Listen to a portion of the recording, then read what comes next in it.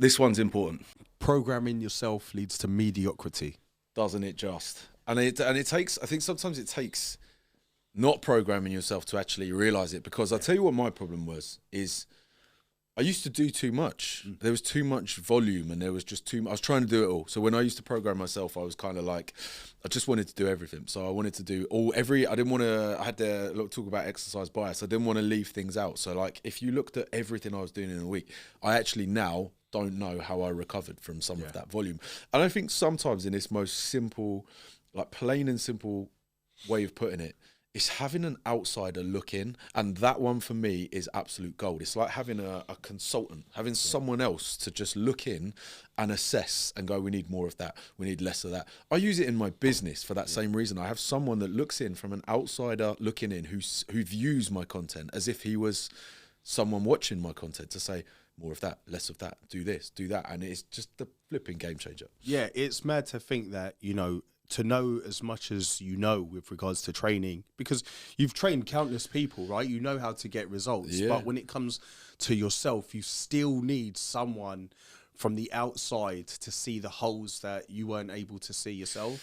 You know, for me, like especially like something that I did was, you know, after seeing the progress that you had with Coach Will, I went in and started training under Will as well, and the difference in my training has just been tenfold. Like again, pulling back on the volume, the intensity has gone up, and I think having set goals as well. Whereas before, you know, I love training and I don't need to work myself. I don't need to talk myself into. You don't need accountability for nutrition. That's exactly the same as me. Like you don't I can write myself a program.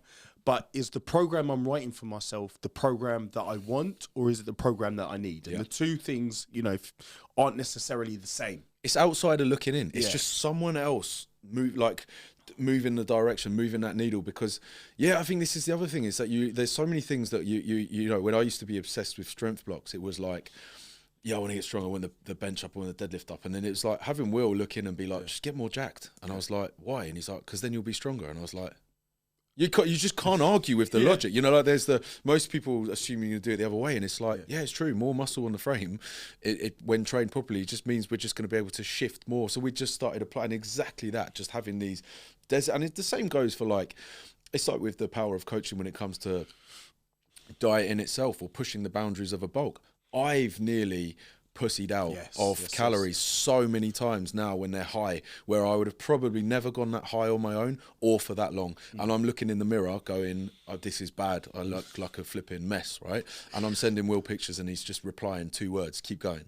And I do it with my own kids. It's something and then I realise it's like, I do it with my own clients, and I'm now just doing I've just got someone else where I would have 100% pussied out of that. I'd have started the diet 3 months early. Why? Just commit to it. Like someone else just telling me, just shut the fuck up and keep going. It's powerful. Yeah, man. Like it's exactly that. Like, you know, exactly with the food as well. It's, you know, pushing that to a limit that you weren't prepared to do, or you needed to be told to do that, because you would have just been happy, like, you know, just plodding along where you were. Same with exercises. Like, would I have programmed good mornings for myself? They are miserable. Like, I don't want to do them, but having someone program them in and tell them that is what you're doing, I'll suck it up and I'll do it. Now I love a good morning. And there's so many, you know, different examples of how my training has come along, not just in performance, but my physique as well. Like, I was afraid that if I left certain stuff out, my physique would suffer.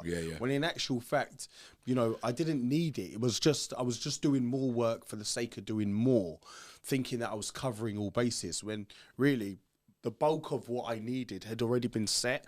I just needed some refining in you know, what I needed going forward. That one was huge for me, because I remember running a strength block, and the way I used to program, I hate the term. I hate the term power building. I don't know why. You know, and you just got a phrase that you're like, oh, shut up. But it's like, I kind of, in many ways, that's how I used to train. It was like powerlifting with some bodybuilding accessories. Right? I get where that phrase has come from. But my first true strength block with Will, there was no accessories. There was accessories, but there was no bodybuilding accessories. There wasn't a rep over 6 reps on that plan, and the volume was stripped to nothing. And I remember thinking I was going to lose muscle and was going to lose this and that.